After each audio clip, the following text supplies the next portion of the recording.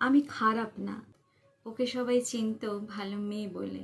ভালো মেয়েরা একদিনে হঠাৎ খারাপ হয় না, ওদের ভেতরে ভেতরে ভাঙানো হয়।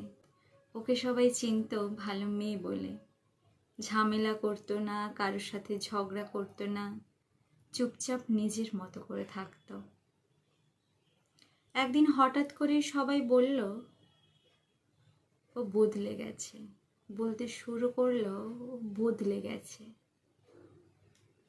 এখন আর আগের মতো ভালো না, এখনো খারাপ ছেলে মেয়েদের সাথে মেশে। কিন্তু কেউ জিজ্ঞাসা করল না ও কেন বদলে গেছে।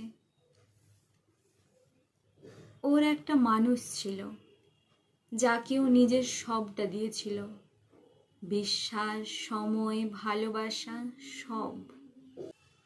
একদিন সেই মানুষটাই বলল, তুই খুব সিম্পল, তোকে আমার সাথে মানায় না। সেই দিন প্রথমবার ভালো মেয়েটা বুঝলো ভালো হওয়াটাই সব থেকে বড় সমস্যা, বড় অপরাধ।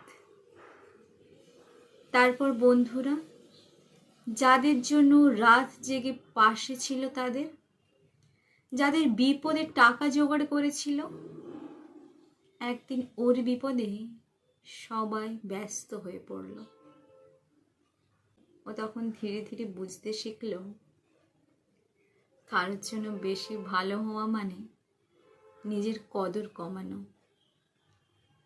তারপর একদিন ও আর রাত জাগে না, কারোর জন্য কেঁদে কুল ভাসায় না। ও এখন হাসে, নিজের জন্য হাসে।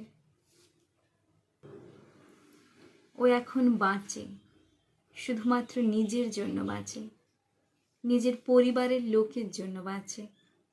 লোকেরা বলে, দেখছিস ও খুব খারাপ হয়ে গেছে। কিন্তু সত্যি এই, সে শুধু আর সবার কাছে আগের মতো ভালো হওয়ার চেষ্টা করে না। কিছু মানুষ বদলায় না, ওরা শুধু কিছু মানুষকে নিজের ওপর দিয়ে আর হেঁটে যেতে দেয় না। ভালো মেয়ে হওয়া খারাপ না, ভুল জায়গায় ভালো হওয়াটাই সমস্যা। আমি খারাপ না, আমি শুধু ভুল জায়গায় ভালো না।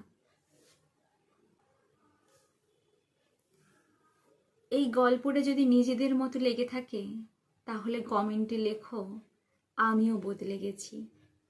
কারণ বদলে যাওয়া কখনো কখনো নিজেকে বাঁচানো।